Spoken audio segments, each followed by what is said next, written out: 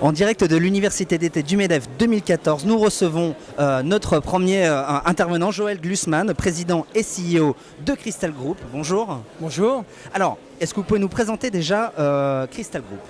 Très rapidement, Crystal Group est une société française qui a plusieurs filiales, toutes étant spécialisées sur un des segments de ce qu'on appelle la supply chain. En fait, on est dans le transport, la logistique et l'ingénierie douanière. Notre activité est 100% à l'international.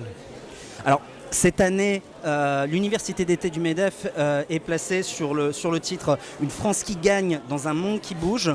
Vous êtes un métier exclusivement à l'international. Alors ce monde qui bouge, comment est-ce que vous le voyez et comment vous trouvez, comment sont les entrepreneurs français ? Aujourd'hui, je vais juste rebondir sur ce qui a été dit à la fois par le Premier ministre et par le président du MEDEF, M. Gattaz. On a parlé que l'euro était trop cher et que c'était par conséquent un handicap aux exportations.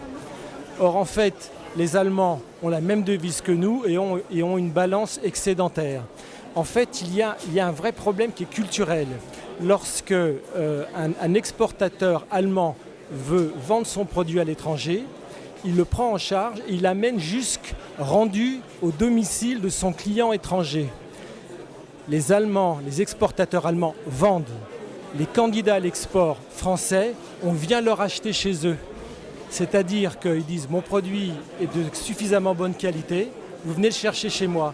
Ce qui m'oblige, moi, ma clientèle à l'export, les gens qui achètent du produit made in France, ce sont des clients que je vais chercher au Brésil. Ce sont des importateurs brésiliens ou des importateurs chinois. Et là, je pense qu'il y a une vraie révolution à faire au niveau des exportateurs. On peut avoir des produits de bonne qualité. La devise est effectivement une devise forte, mais elle n'est pas plus forte ou moins forte pour les Allemands que pour la France. C'est simplement faire ce qu'il faut pour accompagner un produit de qualité, de prendre en charge la totalité de la logistique, ce que ne savent pas faire les exportateurs français. Cette révolution culturelle que vous appelez de vos voeux sur l'exportation, sur l'international, où est-ce qu'on peut l'opérer ? Où est-ce qu'on peut agir tous les jours, que ce soit au niveau d'un entrepreneur, même en termes de citoyens ? Alors, la partie transport fait toujours un petit peu peur parce qu'il y a une responsabilité qui va avec.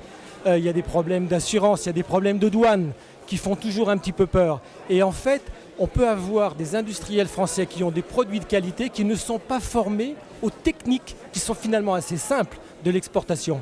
Donc ils se reposent. C'est-à-dire un exemple. Par exemple, je reprends le Brésil parce que c'est un pays sur lequel on est très actif, où nous avons une filiale. La réglementation douanière au Brésil est très compliquée. Le transporter de la marchandise au Brésil est très compliqué. Et ça a tendance à refroidir des exportateurs.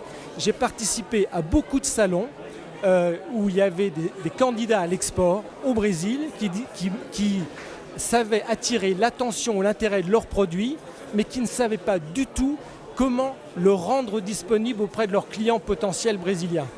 Donc, il faudrait que nos industriels, en dehors du fait d'avoir des produits de qualité, se forment à des techniques finalement pas si compliquées que ça, aux techniques du transport, de la logistique et de la réglementation douanière, aussi bien réglementation douanière communautaire pour sortir le produit de la France, que la réglementation à destination. Mais il y a des gens dont c'est le métier. Bien sûr, bien sûr.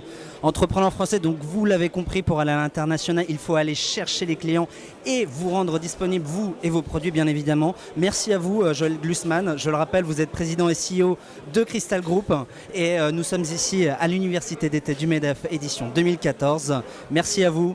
Merci. Et à bientôt sur Widobiz. Au revoir.